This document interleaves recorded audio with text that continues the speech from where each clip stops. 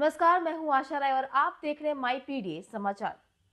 बिहार विधानसभा चुनाव के रिजल्ट के बाद से राज्य की सियासत में सबसे अधिक चर्चा लालू यादव के परिवार की हो रही है।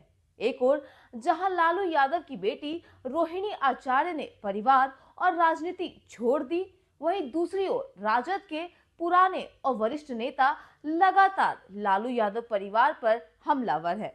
इसी कड़ी में पूर्व आरजेडी उपाध्यक्ष और लालू यादव के करीबी रहे शिवानंद तिवारी ने एक लंबी और बेहद तीखी फेसबुक पोस्ट लिखी है।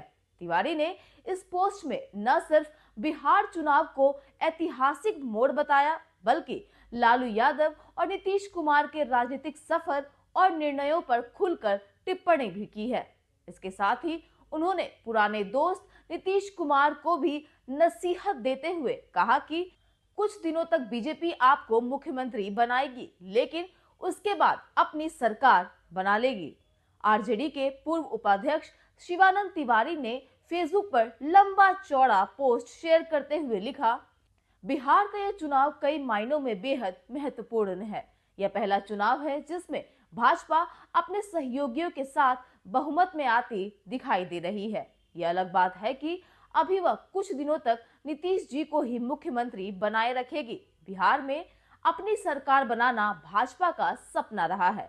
संपूर्ण हिंदी पट्टी में बिहार ही एकमात्र ऐसा प्रदेश है जहां भाजपा अब तक अपनी सरकार नहीं बना पाई है।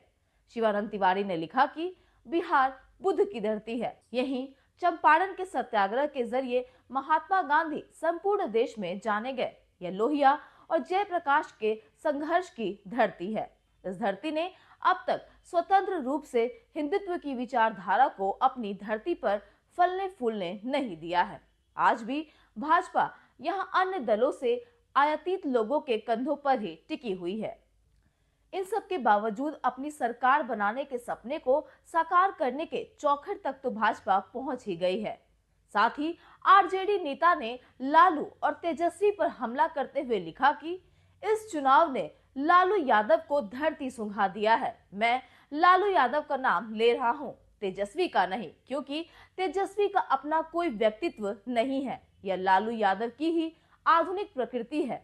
यह चुनाव लालू राजनीति के अवसान का भी स्पष्ट संकेत है। लालू की राजनीति की तो 2010 में ही इतिश्री हो गई थी। उस चुनाव में लालू यादव की पार्टी के मात्र 22 विधायक ही विधानसभा में पहुंचे थे। हालत इतनी खराब हो गई थी कि लालू जी की पार्टी को मुख्य विपक्षी दल की मान्यता भी नहीं मिल पाई थी, जबकि परिस्थितियों ने लालू यादव को एक समय मुख्यमंत्री बना दिया था। उसके पहले कपूरी जी के निधन के बाद लालू यादव नेता विरोधी दल बन गए थे।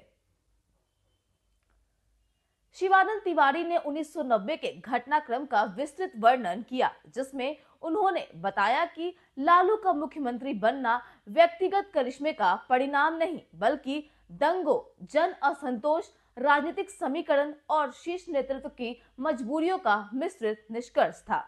भागलपुर दंगे के बाद कांग्रेस की स्थिति कमजोर हो गई और 1990 के चुनाव में किसी दल को बहुमत न मिलने पर गैर कांग्रेसी एकता बनी। जनता दल में नेतृत्व चयन को लेकर विवाद बढ़ा और अंततः विधायक चुनाव कराए गए, जिसमें लालू आराम से जीत गए और मुख्यमंत्री बने।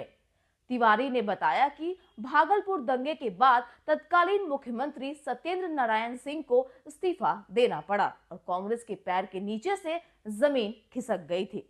मुसलमानों ने कांग्रेस का साथ छोड़ दिया, जिससे 90 के चुनाव में किसी को स्पष्ट बहुमत नहीं मिला।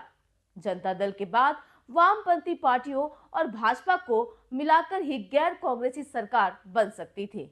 लालू यादव जनता दल के विधायक दल के नेता थे। स्वाभाविक तौर पर उनके नेतृत्व में गठबंधन बनता, लेकिन जनता दल के केंद्रीय नेतृत्व वीपी सिंह लालू को सीएम नहीं बनाना चाहता था और राम सुंदर दास जी को मुख्यमंत्री बनाना चाहता था। तिवारी ने खुलासा किया कि नीतीश कुमार के सहयोग से शरद यादव ने नेता पद के लिए विधायकों के बीच चुनाव कराने का दबाव बनाया। जब चुनाव की नौबत आई तो चंद्रशेखर जी ने रघुनाथ झा को उम्मीदवार बना दिया। वोटों के बंटवारे का फायदा मिला और लालू प्रसाद यादव बहुत आराम से चुनाव जीत गए।